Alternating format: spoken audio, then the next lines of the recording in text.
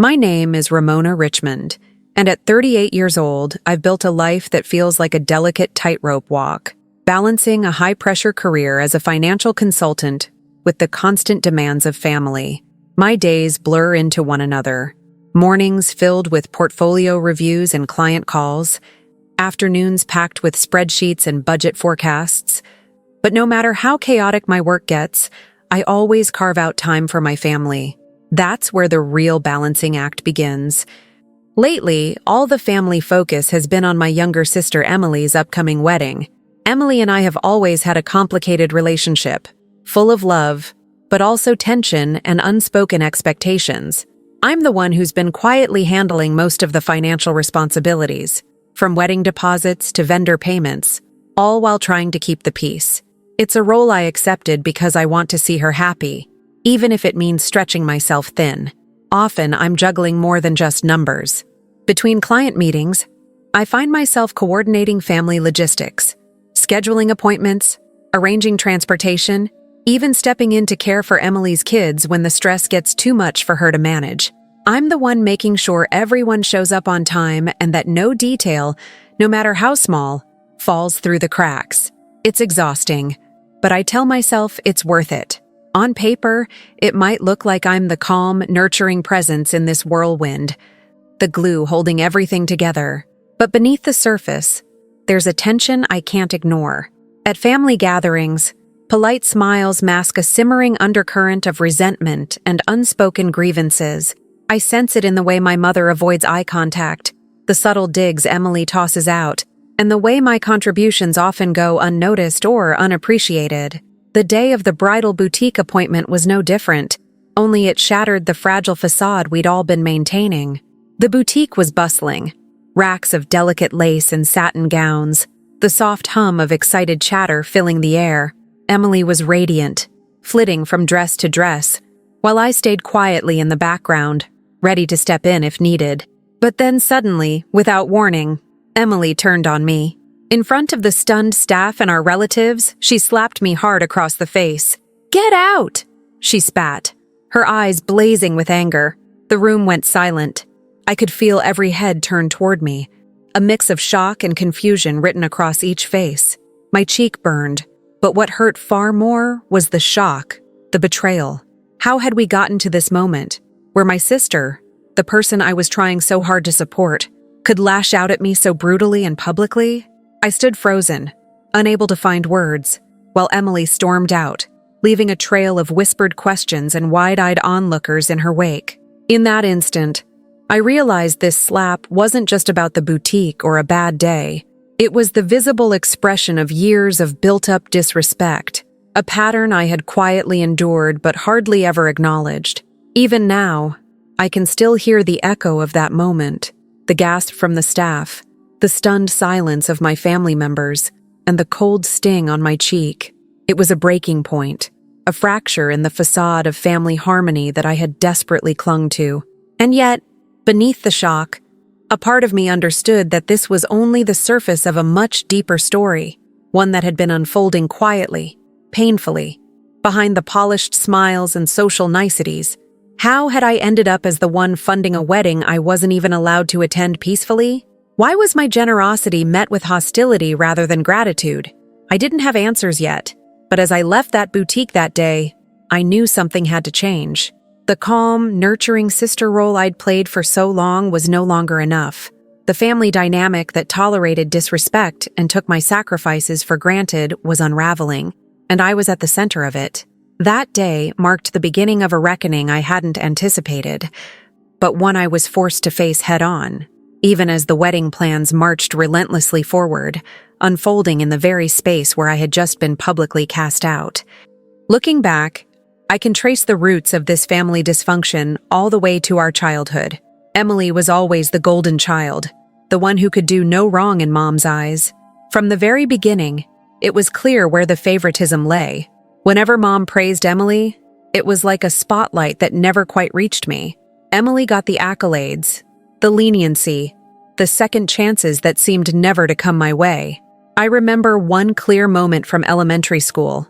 Emily had forgotten her homework again, and instead of facing consequences, Mom would gently remind her, "Sweetheart, just try harder next time.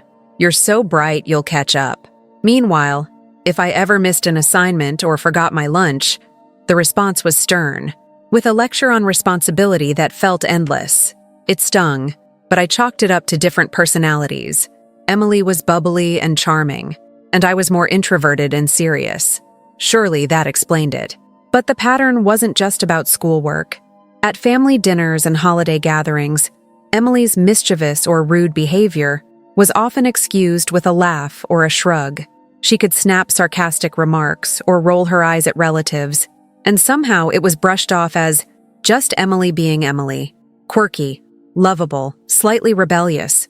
If I ever raised a concern or tried to stand up for myself, I was met with disapproval or told I was too sensitive.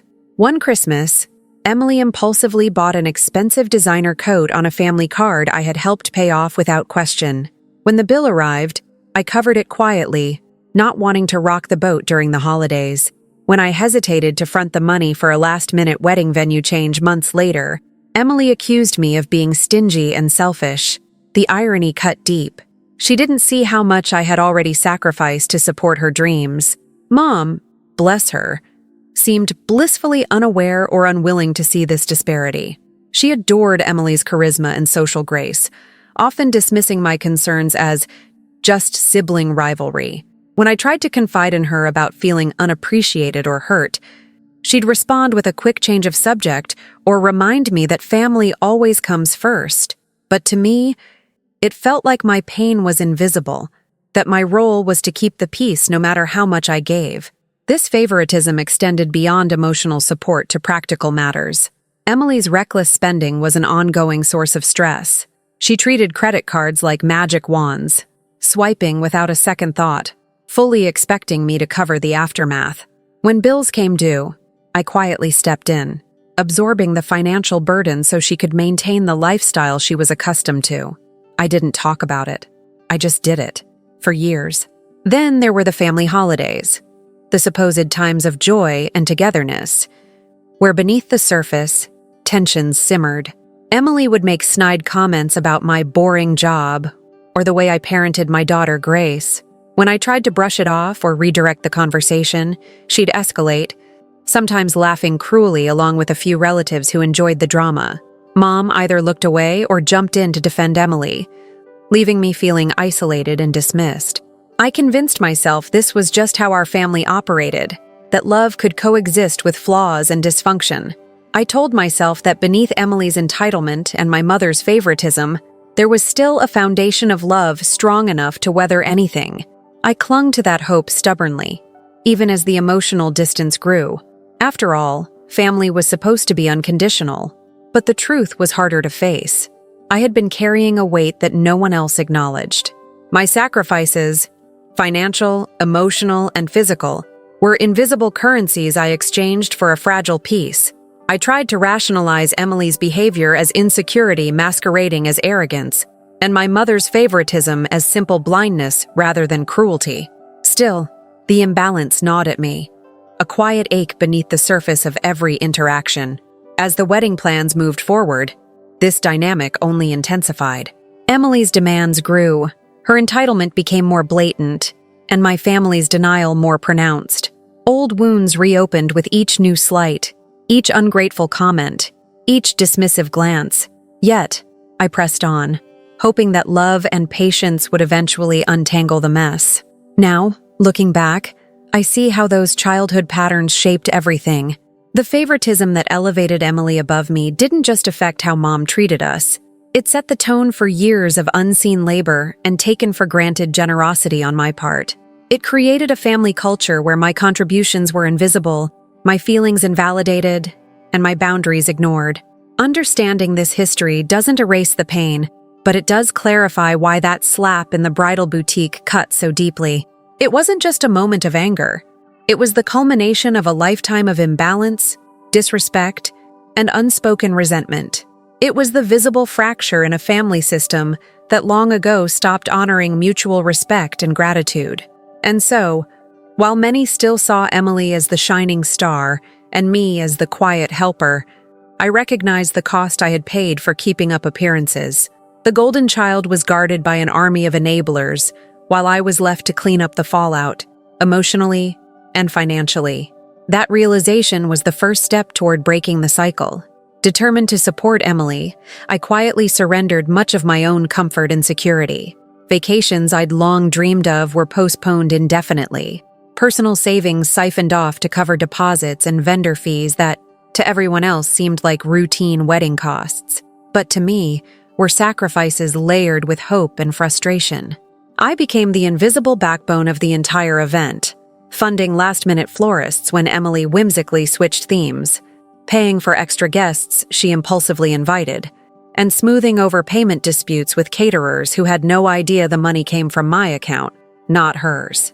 Even when exhausted from long days at work, I'd dive into wedding logistics, creating spreadsheets to track every payment, negotiating with vendors to keep costs down, and fielding calls from event planners at odd hours. My role extended beyond finances. I coordinated schedules for family members traveling from out of town, arranged accommodations, and even stepped in as a caretaker during crises. When Emily's kids felt overwhelmed by the wedding chaos, I was there to calm their nerves, taking them off her hands so she could focus on planning or, frankly, venting her stress. Mark watched all this with quiet support. He'd often say, "Patience, Ramona. This is a phase." His calm reassurances were a balm when I felt myself fraying at the edges. He understood my exhaustion, but feared confrontation, unwilling to push too hard against family tensions. Our daughter, Grace, was another matter. The subtle toll on her was clear. I'd catch her glancing at me with concern, her teenage eyes reflecting an understanding I tried to hide. She noticed when I stayed up late handling bills instead of spending time with her, or when I guarded my phone anxiously, bracing myself for yet another call from Emily asking for more help. Grace never said a word about it, but I could feel the weight of silence between us, her empathy wrapped in quiet support. Sometimes she'd offer a tired smile and say softly, "You're doing a lot, Mom. Don't forget to take care of yourself too." Those moments were precious reminders that at least one person recognized the strain I was under. I never broadcasted any of this. To the outside world, I was just being the supportive sister, the reliable aunt, the financial expert who made sure the wedding would go off without a hitch. Inside, though, it was a delicate juggling act that left me drained. Every payment I made, every favor I facilitated, was an unspoken investment in family harmony and in Emily's happiness. I told myself that if I could just hold everything together, if I could smooth over the rough edges and cover the gaps, maybe, just maybe, the family would see my worth. Maybe they would finally appreciate not just what I did, but who I was. But beneath the surface, a quiet storm was brewing. Each sacrifice chipped away a little more at my patience.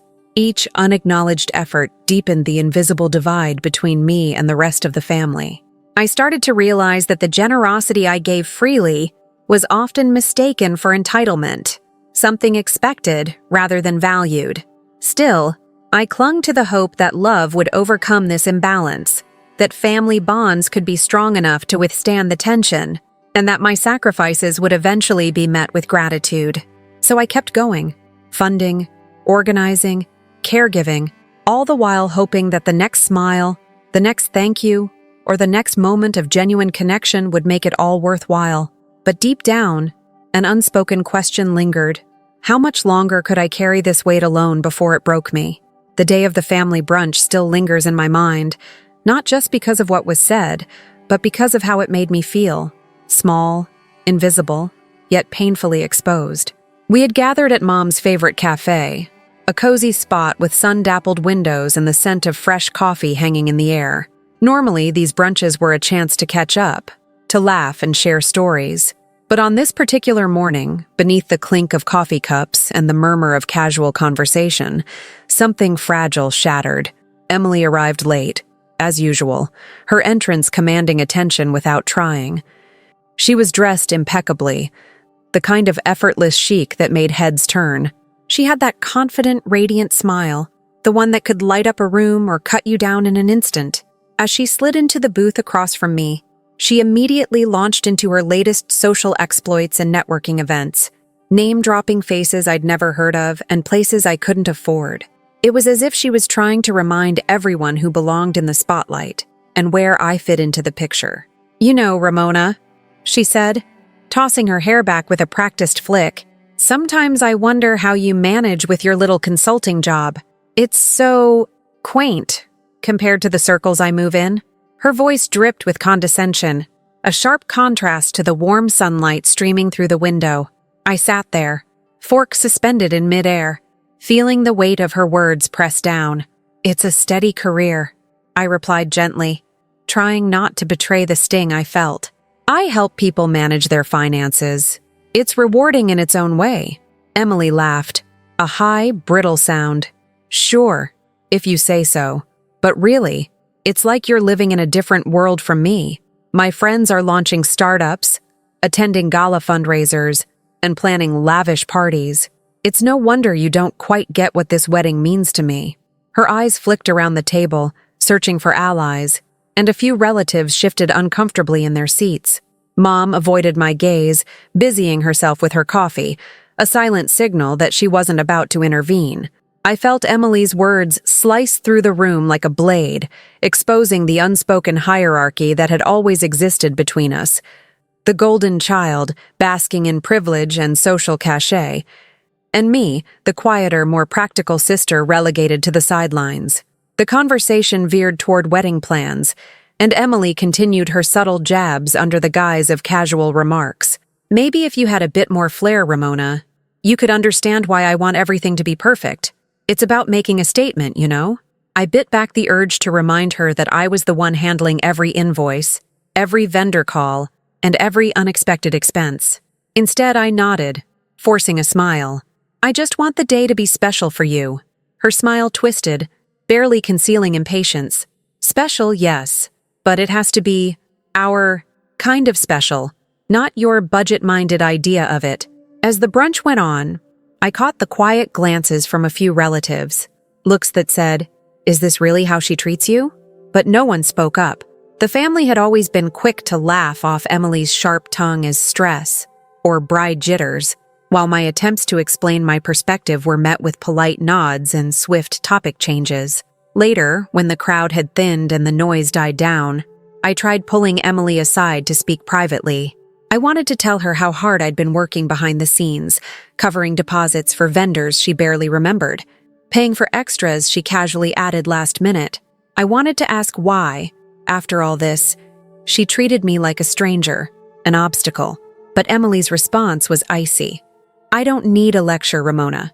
If you think I'm ungrateful, that's your problem. Maybe you just don't understand what it means to have standards, to live a certain way." Her words hit harder than any slap could. I felt dismissed, invisible, a well of effort drained dry with nothing in return. Yet even then, I told myself this was a momentary crack, the pressure of wedding planning fraying nerves.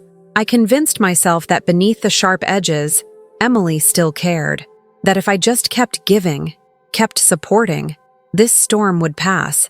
But deep down, I knew the truth was darker. The brunch wasn't just about a career comparison or wedding preferences. It was a public declaration of the divide between us. Emily's entitlement was on full display, and my quiet sacrifices were mocked or ignored. That day, as I left the cafe holding back tears, I realized something fundamental. No matter how much I gave, how many bills I paid, or how many schedules I managed, it wasn't enough to earn respect or gratitude. The family's veneer of unity was cracking, and I was standing right at the fault line. The brunch was a turning point, a moment when the old dynamics showed their cracks, and the emotional cost of my generosity became painfully clear. It was a bitter taste of the isolation that had been growing beneath the surface of all those smiles and family-first platitudes. I was left wondering, how had I come to be so undervalued by the people I loved most? And how much longer would I let it continue before I finally demanded the respect I deserved? The wedding boutique was alive with the usual bustle that day. Soft classical music floating through the air, the delicate rustling of silk and tulle as brides-to-be and their entourages sifted through rows of gowns. The scent of roses and fresh linen mingled with the faint aroma of coffee from the cafe tucked in one corner. I was there, standing quietly off to the side, watching Emily as she moved between mirrors and racks, her eyes bright with excitement, yet shadowed by the stress that came with planning a wedding. I had my phone tucked away, ready to take notes or handle a call from a vendor if needed. This was supposed to be a joyful day, a milestone for my sister, and I wanted to be the steady presence she could count on. But then something shifted. I caught the flicker in Emily's eyes, sharp, restless, almost desperate. She had been tense for weeks, the pressure mounting as the date drew near. Yet nothing prepared me for what happened next. Without warning, Emily turned abruptly, her face flushed with anger. Her hand shot out faster than I could react, striking my cheek with a force that echoed in that hushed room. The slap was sharp and loud, cutting through the soft murmur of the boutique like a sudden storm. I felt the sting bloom instantly, a burning, hot shock that spread across my face. Time fractured for a moment, the world narrowing to that single jarring impact. "Get out!" Emily's voice cracked like thunder, laced with fury and something deeper. Resentment, frustration, perhaps years of bottled-up bitterness. Her eyes were wild, blazing with emotion as she pointed a trembling finger at me. "You're controlling everything! This isn't your wedding!" The entire room froze. Staff, other brides, and our small group of relatives stared in stunned silence. The bridal consultant's mouth fell open briefly before she recovered with an awkward cough. I could hear the sharp intake of breath from my mother, the wide eyes of Mark and Grace behind me. My heart pounded wildly in my chest, a mix of humiliation and disbelief washing over me. I stood there, numb, unable to speak. The heat on my cheek was nothing compared to the cold, sinking feeling in my gut. How had we arrived at this moment? After years of quietly handling every vendor call, every deposit, every late-night expense, every sacrifice I'd made in the shadows, was this the thanks I got? This public accusation? This violent rejection? Emily's words echoed in my mind. "You're controlling everything." I remembered the detailed credit card statements I kept hidden in a folder on my laptop, the spreadsheets tracking every cent I had spent to make her dreams come true. Nearly every bill, every extravagant add-on, every last-minute change, all paid by me. I had worked double shifts, skipped dinners, and tightened my own budget just to keep that credit card balance covered. Not once had I asked for recognition, because I believed family deserved my help. But this slap, this outburst, was a brutal punctuation mark on years of invisible labor. Mark stepped forward, his face pale, voice low but firm. "Emily, enough. This isn't how we handle things." But Emily barely heard him. She stormed past, the hem of her flowing dress brushing the floor as she swept out of the boutique, leaving behind a trail of whispers and stunned silence. Grace reached for my hand, her eyes wide and worried. "Mom, are you okay?" Her voice was soft, hesitant, the teenage concern breaking through the tension. I forced a smile, squeezing her hand back, though inside I felt shattered. The bridal consultant approached cautiously, her voice gentle. "If you need anything, we're here to help." But I barely heard her. I was still reeling from the slap, from the scene I had just lived through. The humiliation was raw, and the sting wasn't just physical. It was the emotional weight of being so profoundly misunderstood and unappreciated. That night, as I sat alone in our quiet house, the echoes of the day replayed in my mind. The slap was more than an act of anger.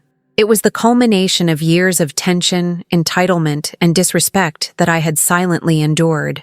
I thought about the countless times I had absorbed Emily's reckless spending on my credit card, the nights spent managing vendor payments, the stress of juggling family logistics, all while maintaining a calm exterior. I pulled out my wallet and stared at the credit card I had used for every wedding-related expense. It was a symbol of my hidden generosity, the invisible thread holding this family's chaos together. But after that slap, it felt like a noose. In the quiet of that night, I made a decision, a protective boundary that I had long delayed. I called the bank and froze the card, halting all future charges. I sent a brief, carefully worded message to the wedding vendors I managed, informing them that payments would be paused until further notice. It was a drastic step, but necessary. I felt a mix of fear and relief. Fear of the fallout, of breaking the fragile illusion of family unity, relief that finally, I was reclaiming control over my own life and resources. The next morning, the calls started. Emily's number flashed on my phone repeatedly, texts flooded in, desperate, confusing, angry, but I was silent, holding firm to the boundary I'd set. That moment at the boutique was a fracture in our family's story, a crack in the polished surface of celebration. It exposed the raw, painful truth beneath, that love without respect can't hold a family together, and that sometimes the hardest battles are fought not in public, but in the quiet spaces where sacrifices go unseen. But even as the tension thickened, the wedding plans moved forward, oblivious to the storm now brewing beneath the surface.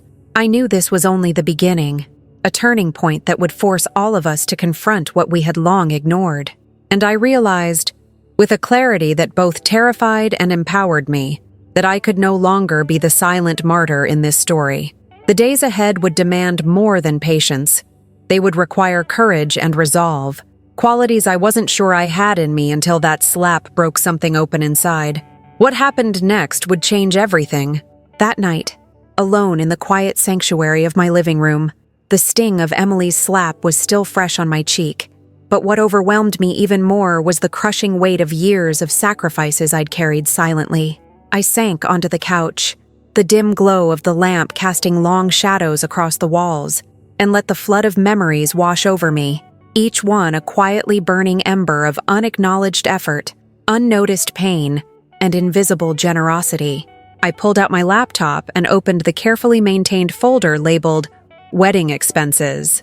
After years of meticulous tracking, there it was in black and white, a detailed ledger of every payment I had made, deposits for the venue, the florist's invoices, catering bills, last-minute charges for extra guests, even the boutique payments for gowns and accessories. The sum was staggering, far beyond what anyone in the family realized.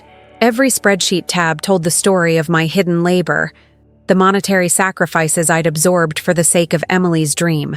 Scrolling through emails and texts, I reread messages where Emily casually asked me to cover unexpected costs or change plans on a whim. Messages I had always answered with a patient, "Of course," or "No problem." The polite gratitude was always absent, replaced instead by a growing sense of entitlement. I recalled her harsh words at that brunch, the public dismissals, and now, the slap.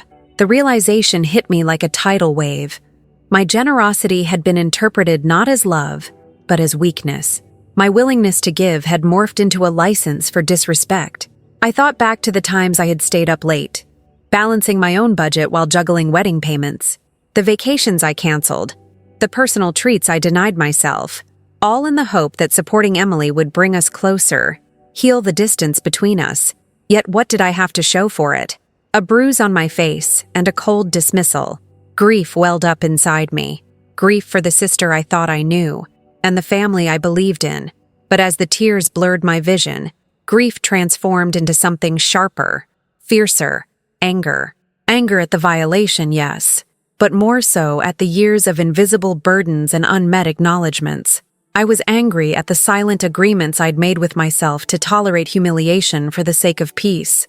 Angry that the very people I loved had taken me for granted. The fog of confusion lifted, replaced by a clear, cutting clarity. This wasn't just about one bad day or a single outburst. It was an entrenched pattern of entitlement and disregard that had been allowed to thrive unchecked. And I was its unwitting enabler. No more. I realized that the family dynamic wouldn't shift by hope or silent suffering. They would only learn respect if I enforced consequences.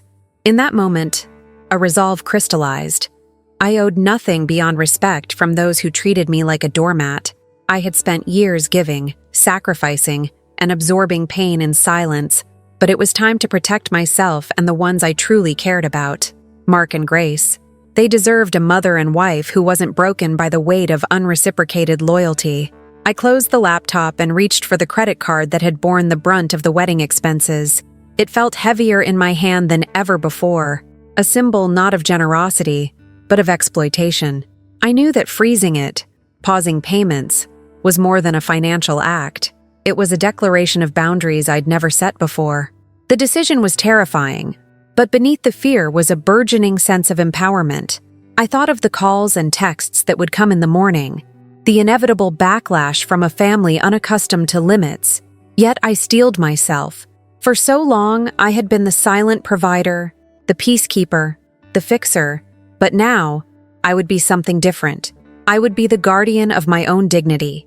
As I sat there in the stillness, the night stretched on, and the weight on my shoulders felt both heavier and lighter at the same time. Heavier because the path ahead was uncertain and fraught with conflict. Lighter because, finally, I was no longer alone in my truth. The long-forgotten voice inside me whispered that this was the turning point, not an end, but the start of a fight for respect, for recognition, for self-worth. The family's polished facade had cracked, and now the real battle for honesty and accountability was beginning. And though I didn't know what awaited, I knew one thing for certain. I would no longer carry this burden in silence. That night, as the house settled into quiet and the weight of the day pressed heavily on my chest, I knew that my old ways of coping wouldn't hold anymore. The slap at the boutique was a raw, undeniable fracture in the fragile peace I'd maintained for years. It forced me to confront a painful truth. The family's financial dependence on me, and their emotional disregard for my sacrifices, was unsustainable. Something had to give, and I realized I needed a plan, a strategy, to protect myself and those I cared about. I sat at the kitchen table, the same one where so many family dinners had unfolded with their forced smiles and veiled resentments, and opened my laptop.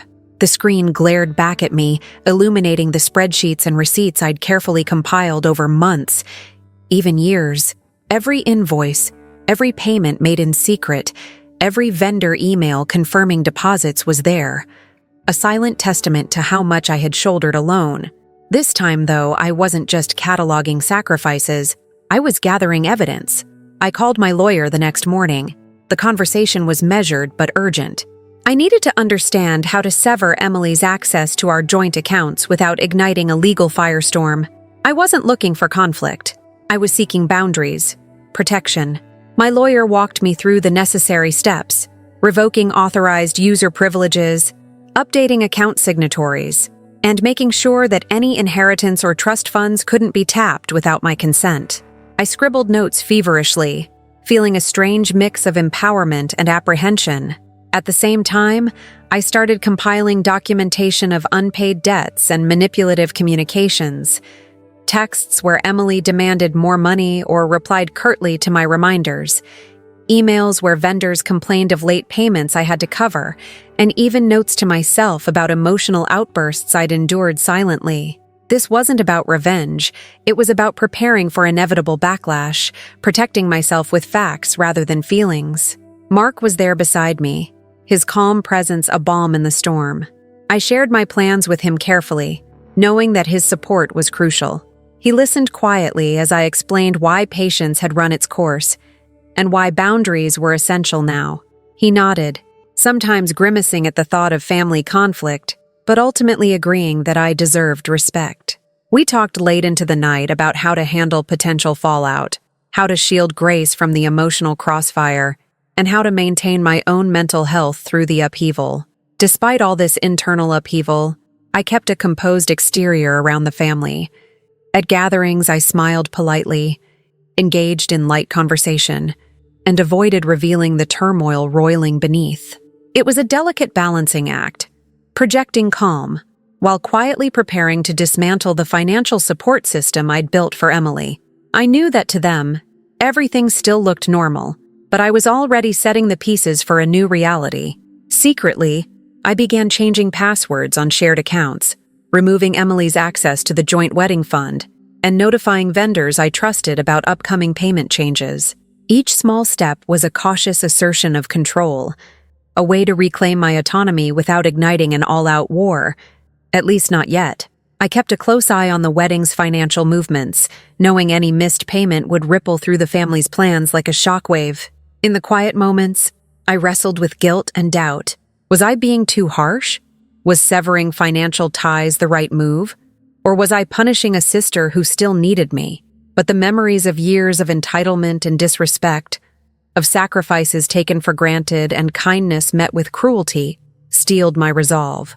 No more silent suffering, no more invisible labor. The strategic mindset I adopted was unlike anything I'd experienced before. Instead of diffusing conflict with endless generosity, I was preparing for a calculated defense, one built on documentation, legal advice, and clear boundaries. I wasn't just protecting myself financially, I was protecting my dignity, my marriage, and my daughter's well-being. As the days passed, I became both organizer and sentry, monitoring the family's dependence on my resources and emotional labor with a newfound clarity. This was no longer about fixing problems or smoothing over tensions. It was about holding firm, standing tall, and demanding the respect I'd been denied for far too long. I knew this quiet preparation was only the beginning. The real test lay ahead, in confronting the family, managing the upheaval, and navigating the messy, painful path toward change. But for the first time in a long time, I felt something I hadn't allowed myself before. Hope. Not naive hope for harmony, but a fierce hope grounded in self-respect and the courage to choose boundaries over betrayal. As I closed my laptop that night, the future still uncertain, and the weight of what was to come pressing down, I felt a strange calm settle over me. The battle lines were drawn, not in anger or spite, but in clear intention and quiet strength. I was ready to protect myself, whatever the cost. The shift wasn't sudden, but it was deliberate. I began pulling back in ways that felt subtle on the surface but carried weight beneath. The first change was simple. I stopped answering Emily's texts right away. Before, I had been a lightning-fast responder, eager to smooth over any wedding-related crises or last-minute requests. Now, I let messages sit unread for hours, sometimes even a full day. It wasn't cruelty. It was a necessary pause, a way to reclaim fragments of time and energy that had long been swallowed by endless demands. When I did respond, my replies were concise and neutral, avoiding the usual warmth and extra assurances I once gave freely. Declining extra caregiving duties was harder. For years, I'd stepped in whenever Emily's kids needed a break from wedding chaos or emotional overwhelm. I was their steady refuge, the calm harbor amid the storm. But now, when Emily asked me if I could watch the kids on a particularly stressful weekend filled with vendor meetings and venue tours, I gently but firmly said no. The hesitation in her voice was palpable, the surprise thinly veiled behind an edge of entitlement. "I thought you'd understand," she said quietly. But I didn't offer excuses or apologies. I simply reminded her that I had my own family commitments, and that I needed to focus on my own well-being. Financial assistance was the toughest boundary to enforce. In the past, I'd quietly covered unexpected bills without question. Last-minute cake upgrades, extra floral arrangements, even a surprise charge for a custom invitation design. Now, I began saying no, without elaborate explanations or justifications. When Emily called asking for help with an unexpected vendor invoice, I didn't pick up. When she sent texts pleading for assistance with a balance on a rental, I left them unanswered until I could assess the situation calmly. It was a shift from unconditional support to measured consideration.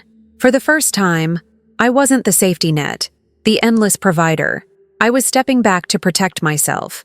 Behind the scenes, I changed passwords on shared financial accounts, removed Emily's access to the joint wedding fund, and notified key vendors about adjustments to payment arrangements. Each action felt like reclaiming a piece of autonomy that had been quietly eroded over the years. I was careful to keep these moves under the radar, knowing that sudden confrontation would only inflame tensions. To the outside world, and to my family, I maintained a composed and polite demeanor. I smiled at gatherings, made small talk, and kept the peace externally, even as I prepared for conflict behind closed doors. The wedding's momentum, once a roaring river rushing toward a joyous climax, began to slow under the weight of these changes. Vendors called with questions about payment delays, and subtle uncertainty crept into planning conversations. Emily's friends noticed the growing tension, whispering concerns and casting sideways glances at our family. At one point, I overheard a caterer mention to a relative that the final deposit hadn't cleared, stirring unease that rippled through the event's carefully curated veneer. Despite this, I refused to let myself be drawn back into old patterns. The exhaustion that had settled deep in my bones was a vivid reminder of the cost of endless giving.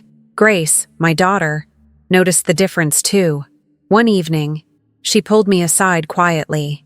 "Mom, I'm proud of you," she said softly, her eyes reflecting a mix of relief and admiration. "You're finally putting yourself first." Her words struck a chord deep within me, a balm for the bruised spirit I'd hidden for so long. Mark remained my anchor through these turbulent days. Though he worried about the upheaval and dreaded the inevitable family fallout, he supported my decisions unwaveringly. We talked late into the night, strategizing how to shield Grace from emotional fallout and maintain stability at home. His steady presence was a reminder that I wasn't alone, that I had a partner willing to stand beside me as I redefined my boundaries. Still, the silence from Emily was deafening. Her usual barrage of demands and manipulations dwindled to tense, clipped messages, then stopped altogether. Though I didn't relish the growing divide, I understood it was necessary. For too long, my generosity had been mistaken for weakness, my kindness exploited as entitlement. Now, the foundation of that dynamic was cracking, and I was standing firm at the edge of a new boundary, one built on respect, self-care, and accountability. Every day brought its own challenges, small victories, and quiet struggles. The family noticed the shift but refused to confront it openly. There was an unspoken tension hanging in the air, thick and electric, as if everyone was waiting to see how far I would go. I wasn't sure myself, yet for the first time in years, I felt a flicker of power, a fragile but growing sense that I could finally reclaim my life and dignity. The path ahead was uncertain. I knew the wedding plans would suffer, relationships would fray, and the emotional cost would be steep. But I also knew that this was the only way to break the cycle that had kept me trapped in silent sacrifice. I had begun the slow, deliberate withdrawal, setting the stage for the reckoning that was to come, a reckoning that I was no longer afraid to face. That morning, I woke with a strange sense of resolve resting heavily on my chest. The sting from Emily's slap still marked my cheek in memory, but it was nothing compared to the ache of years spent being invisible in my own family. After a restless night of turning over every hurt, every unpaid bill, every unacknowledged sacrifice, I knew I had to act, not out of spite, but out of necessity. The boundaries I'd never set before needed to become ironclad. I started by drafting a carefully worded letter to every vendor involved with the wedding. My fingers hovered over the keyboard for a moment, the weight of what I was about to do settling in. This wasn't just about money. It was a declaration of my limits, a statement that I would no longer be the silent bank for plans that weren't respected. I began, "Dear vendor name, due to unforeseen circumstances, I am formally notifying you that all further payments related to Emily Richmond's wedding will be suspended effective immediately. Please consider this as a pause on all transactions until further notice. I appreciate your understanding and cooperation." Sending those emails felt like releasing a breath I hadn't realized I'd been holding for years. The silence that followed was deafening. No immediate replies, just the cold certainty that the gears of this wedding would grind to a slow halt without the funds I'd been quietly funneling behind the scenes. Next came the family conversation. I arranged a meeting with Mark and Grace in the living room, the soft morning light filtering through the windows casting long shadows across the furniture. Mark's usual calm demeanor was tempered by concern as I laid out my plan. Grace, quietly observant as always, nodded with a maturity beyond her years. "I'm cutting off all wedding-related financial support," I told them, my voice steady but soft. "I've revoked Emily's access to the joint accounts we'd been using. No more charges. No more bailouts. She needs to take responsibility for her plans and debts." Mark leaned forward, running a hand through his hair. "Are you ready for the fallout? This will shake things up, Ramona." "I have to be. I'm tired of being taken for granted. This isn't just about money. It's about respect." My eyes met theirs, searching for a flicker of understanding, and found it. Then I sent a text message to Emily, brief but unambiguous. "Emily, I've revoked your access to our joint wedding funds as of today. I will not be covering any further expenses. This is final. Please plan accordingly." I held my breath after hitting send, imagining the shock and panic that would ripple through her. It was a moment filled with a strange mixture of relief and dread. Within hours, the phone started ringing, vendors confused and frustrated, asking for clarifications, concerned about the halted payments.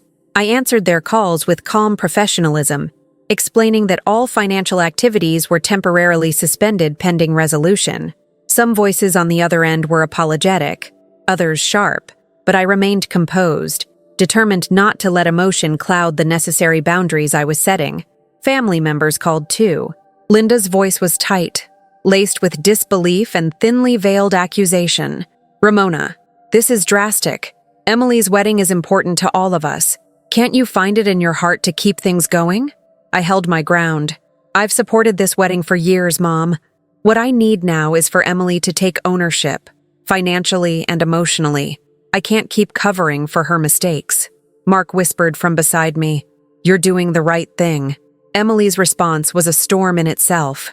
Her texts poured in, pleading, angry, tearful, blaming. "You're ruining everything," she wrote. "How could you do this to me? I can't believe you'd betray me." But I didn't reply. I refused to be drawn back into the cycle of guilt and manipulation. As the day slipped into evening, I could feel the tremors of my decision spreading through the family's fragile ecosystem. The wedding plans faltered. Emails to vendors went unanswered. Appointments were rescheduled or canceled. The facade of seamless celebration cracked under the pressure of unpaid bills and broken trust. Yet, amid the chaos, I sensed a shift within myself. No longer the invisible provider. I was a woman reclaiming agency, setting terms dictated not by obligation, but by dignity. I was no longer willing to sacrifice my well-being on the altar of entitlement. The next chapter was uncertain and fraught with conflict, but in that moment, sitting quietly in the dim light of our living room, I understood one thing clearly. Respect, not sacrifice, would be the foundation of any future relationship with my family, and if they chose otherwise, the consequences would be theirs to bear. The morning after I froze the credit card, the phone started ringing like a storm crashing against the shore, relentless, insistent, impossible to ignore. Emily's number flashed on the screen repeatedly, her voice messages stacking up in a crescendo of desperation and disbelief. Each call was a tidal wave of emotion, apologies tangled with accusations, tearful pleas peppered with sharp, biting words. It was a chaotic symphony of panic that underscored how deeply unprepared she was for the consequences of her actions, and my decision to finally draw a line. "Ramona, please," she begged in one message, her voice breaking. "You can't do this. The vendors, the venue, they're gonna cancel everything. This is your fault. You know I can't pay for this on my own." I sat in the quiet of my kitchen, phone pressed to my ear, the weight of her words settling heavily around me. I wanted to say something, anything to soothe the panic bleeding through her voice, but I held back. This was the reckoning I'd promised myself I'd see through, the moment when giving without limits would no longer be my burden to bear. Emily's tone shifted in the next call, thick with frustration and barely concealed anger. "I thought you were my sister, Ramona. How could you just stop? After everything I've done for you, you're supposed to have my back." I closed my eyes, hearing the familiar manipulation laced in her words, the entitlement that had always lurked beneath her charm. "I did have your back," I wanted to say. "You just didn't see it." But instead, I remained silent, knowing that silence was my strongest response. Linda's calls came soon after, her voice tight and trembling with a mix of shock and admonishment. "Ramona, this is extreme. The family is counting on you. Emily is your sister. Don't you want her wedding to be perfect?" I could almost see her, sitting in the dim light of her living room, clutching her phone like a lifeline to a normalcy that was slipping away. "Mom," I said firmly, my voice steady despite the ache inside. I wanted that too. But perfect can't mean ignoring respect and boundaries. I've supported this wedding for years. Now Emily needs to step up, for herself and for all of us. The line went quiet for a beat before she replied softly, "I just don't understand why you do this now." "Because I can't do it anymore," I said. "It's not about the money. It's about being seen and respected. I've been invisible for too long. The calls didn't stop there. Cousins, aunts, and even a few wedding vendors reached out, their voices oscillating between confusion, concern, and subtle judgment. "Is this really the time to cause trouble?" one vendor asked cautiously. "The deposits are non-refundable, and the cancellation fees are piling up. Someone needs to sort this out." I explained the situation as calmly as I could. That payments were paused pending a family decision. That I was no longer personally liable for costs I hadn't agreed to cover. Some understood. Others didn't, leaving messages tinged with frustration or thinly veiled blame. Amid the phone calls, texts from Emily flooded my inbox. Messages begging for mercy, promises to fix things, and desperate attempts to guilt me. "I can't believe you'd do this," one read. "You're breaking the family apart. Think about Grace. Think about Mark." I stared at the screen, the weight of her words pressing down like a physical force. I thought of Grace's quiet concern, Mark's steady support, and my own weary heart. This wasn't about tearing the family apart. It was about building a foundation that wouldn't crumble under entitlement and neglect. Linda's voice returned again that evening, softer now, but no less insistent. "Please, Ramona, for the sake of the family, can't you find it in your heart to forgive? It's just a wedding." I took a deep breath. "Mom, forgiveness is part of it, but so is accountability. I'm not punishing Emily. I'm asking her to be responsible. If that means stepping back, then so be it." The tension in the family was palpable. At dinner that night, the usual chatter was replaced by uncomfortable silences and sideways glances. Emily stayed mostly quiet, eyes darting nervously, avoiding me. The weight of unpaid bills and halted plans hung between us like a thick fog, suffocating the room. I could sense the shifting alliances, the whispered conversations. Some relatives nodded subtly toward me with sympathy. Others avoided my gaze altogether, unwilling to confront the fallout. It was clear that the family was cracking under the pressure, their polished facade beginning to crumble. Emily's social circle started to notice too. At one event Grace attended, whispers reached her ears about the Richmond wedding drama and how the glamorous celebration might fall apart without Ramona's backing. Grace's face tightened with worry, and I saw in her eyes the same mix of embarrassment and sadness I felt. Despite the chaos swirling around us, I stood firm. Each call I ignored, every text I left unanswered, was a statement. I would no longer bankroll a dream built on disrespect. The cost of entitlement was finally being paid, not just in bills, but in fractured relationships and cold truths. That night, as I lay awake, the echoes of the day's turmoil replayed in my mind. The panic in Emily's voice, the pleading from Linda, the whispered sympathy from relatives, it all underscored the reality I'd stepped into. The road ahead would be rough, filled with anger, disappointment, and perhaps even heartbreak, but beneath it all was a quiet certainty. This was the only way to protect myself, to teach a lesson long overdue, and to demand the respect my sacrifices deserved. The family was scrambling now, caught in the ripple effect of unpaid bills and lost deposits. Wedding plans faltered, and tensions rose like a storm gathering strength.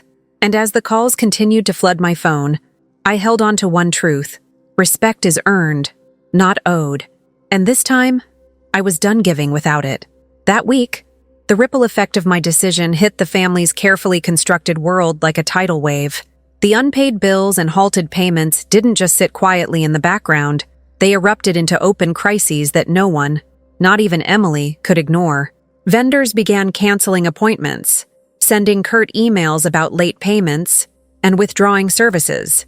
The caterer, once so eager to accommodate Emily's whimsical requests, sent a firm notice about the final balance overdue, threatening to pull out if it wasn't settled by the end of the month. The florist messaged with a terse update. The deposit hadn't cleared, so no flowers could be reserved. The wedding photographer, who had been a shining part of Emily's plans, apologized and asked if they should free up the date for other clients. The more the unpaid debts piled up, the more the facade of a perfect wedding crumbled in public view. At family gatherings, the atmosphere grew thick with tension and barely concealed frustration. Linda, our mother, became a constant presence on my phone, her voice tight and pleading, her words laced with disappointment. "Ramona, this is tearing the family apart," she implored during one strained call. "Emily is your sister. Don't you want her to have a perfect day? Can't you just let this go for her sake?" I could hear the strain in her voice, the desperation to maintain peace even if it meant ignoring the deeper wounds. But I answered firmly, "Mom, I've carried this weight for years. It's not about the wedding anymore. It's about respect and responsibility. I can't keep bailing Emily out." Her sigh was heavy on the line. "I just don't understand why you do this now. Can't you be the bigger person?" "I am being the bigger person," I replied quietly, "by setting boundaries that have been ignored for too long." Meanwhile, Emily's responses oscillated between frantic apologies and bitter accusations. One night, I received a string of texts that went from pleading, "Please, Ramona, don't do this to me. I'm begging," to angry entitlement. "You're ruining everything. How could you freeze the funds? I thought you were family." She blamed me for the chaos, her words sharp and accusing. Despite the emotional onslaught, I held my ground. I didn't reply. I knew engaging with her pleas and blame only fueled the cycle of manipulation and enabled her to avoid facing consequences. The family dinner table, once a place of forced smiles and polite conversation, became a battleground of silent resentment. At one gathering, I caught the subtle glances from relatives, some sympathetic nods, others quick looks away, uncomfortable with the unfolding drama. Linda, seated across from me, occasionally cast anxious eyes my way, but never challenged Emily directly. Instead, she turned to me with a soft but insistent tone. "Ramona, please, think of the family's reputation. Isn't there a way to fix this without all this tension?" I met her gaze steadily. "The family's reputation won't be fixed by pretending the problem doesn't exist, Mom. It starts with honesty. Emily has to take responsibility for her actions." Her lips pressed into a thin line, but she said no more. The silence between us was thick, weighted with years of unspoken grievances and disappointment. Outside the family circle, the public fallout began to seep into Emily's social life.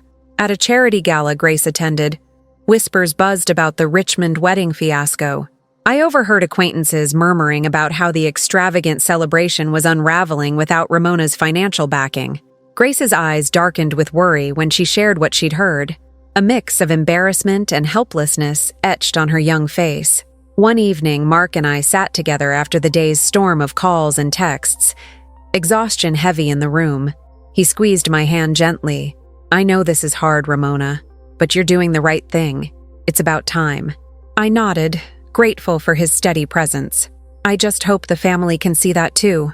This, whatever this turns into, it's for our own survival, not their punishment." The strain was undeniable. Emily's social circle began to distance her.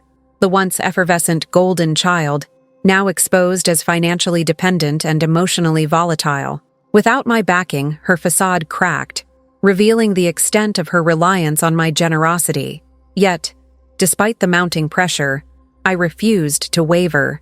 Every ignored call, every unanswered text, was a line drawn in the sand. The cost of entitlement was no longer mine to pay. That night, as I lay awake, the weight of the day settled deep in my chest. The pleading, the blame, the whispered sympathies, they all underscored the reality I'd stepped into.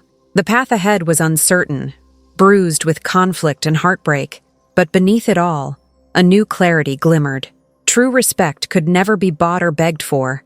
It had to be earned.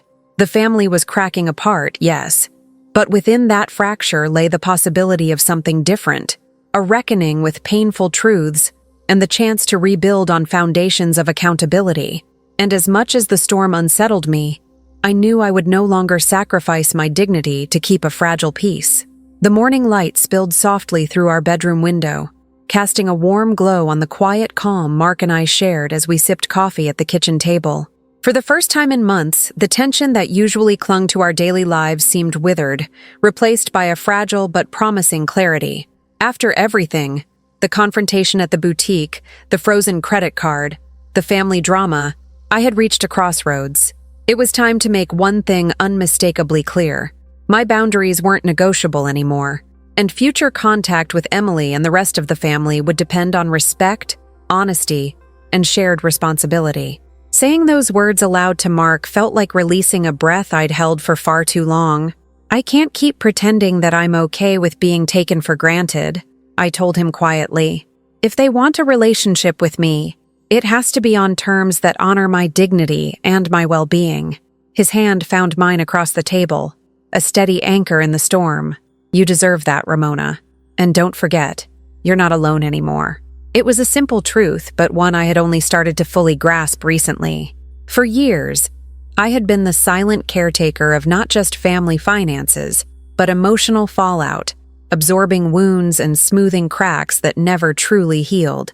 I realized that love alone wasn't enough to sustain these ties if it wasn't met with respect. The toxic cycle that had defined my relationship with Emily and even my mother couldn't continue unchecked. That day, I drafted a letter, one addressed not only to Emily, but to the entire family. I wrote carefully, choosing words that reflected my resolve without harshness, making it clear that my generosity would no longer be exploited. "From this point forward," I wrote, "I expect honesty in communication, respect for boundaries, and equal participation in any family responsibilities. Without that, I will have to distance myself for my own health and peace of mind." I placed that letter where I could revisit it when needed, a reminder and a promise to myself that I was reclaiming my voice. It wasn't about punishment, it was about survival. In the days that followed, I shifted my focus inward, nurturing the relationships that truly mattered. Mark and Grace. Their quiet, unwavering support gave me strength. With Mark, our conversations grew deeper, more honest. We talked about healing wounds, setting new family rituals that centered on mutual respect, and creating a home where Grace could feel safe and valued without the undercurrent of tension. Grace, with her gentle empathy, became my confidant in a way I hadn't anticipated. One afternoon, as I wrapped a gift for a friend, she came up beside me and said softly, "Mom, I'm proud of you for standing up for yourself. It's hard but important." Her words, so simple yet profound, filled me with an unexpected warmth. I knew then that my refusal to be mistreated was not just for me, but for her, to model strength, self-respect, and the courage to demand better. Meanwhile, the family began to feel the ripple effects of the boundaries I had set. Emily's world, once buoyed by my financial and emotional support, was forced to face reality. I could sense the tension at gatherings, the hushed conversations, and the subtle shifts in dynamics. Some relatives cast sympathetic glances my way, others avoided eye contact, unwilling to acknowledge the fracture that had opened so wide. Mom's calls became less frequent, her tone softer but tinged with confusion and regret. "I'm trying to understand, Ramona," she said one evening, voice trembling. "Maybe I didn't see how much you were giving, or how much this was hurting you." I didn't respond immediately, choosing instead to listen. It was the first glimmer of acknowledgement I'd heard in a long time, an opening, fragile and tentative, but real. I knew change wouldn't happen overnight. The patterns of favoritism and entitlement were deeply rooted, and some wounds may never fully heal. Yet I held on to hope, not for the family I wished I had, but for the one I could shape through clear boundaries and self-respect. Establishing these limits came with challenges. There were moments of loneliness and doubt, pangs of guilt for stepping back when so much had been expected of me for so long. Sometimes I missed the illusion of peace that came from endless giving, even if it was one-sided. But each time I reminded myself that true family loyalty must be earned, not extracted through sacrifice and silence. In the quiet evenings, I found peace in the small rituals with Mark and Grace, cooking dinner together, sharing laughter, and planning for a future built on mutual care instead of obligation. These moments became my sanctuary, a place where love was freely given and freely received. As I closed the door on the old way of being, the silent martyr, the invisible provider, I stepped into a new chapter, one defined by empowerment and self-respect. I wasn't closing the door on my family entirely, but I was setting clear conditions for my involvement. Respect, honesty, and shared responsibility weren't just demands. They were foundations for any relationship I would allow into my life moving forward. The road ahead was uncertain, and I knew Emily's path would be her own to walk. But I felt something I hadn't in a long time, a quiet strength, a reclaiming of my worth, and a commitment to prioritize my peace over toxic approval. This journey wasn't about punishment or revenge. It was about survival, healing, and the hard-won wisdom that love alone cannot fill the void left by disrespect. Families aren't perfect, but boundaries can protect us from being broken. And sometimes the most loving act is to choose distance until respect is given. The story was far from over, but as I took a deep breath and looked toward tomorrow, I felt ready to face whatever came next, with courage, clarity, and a heart fierce enough to guard itself.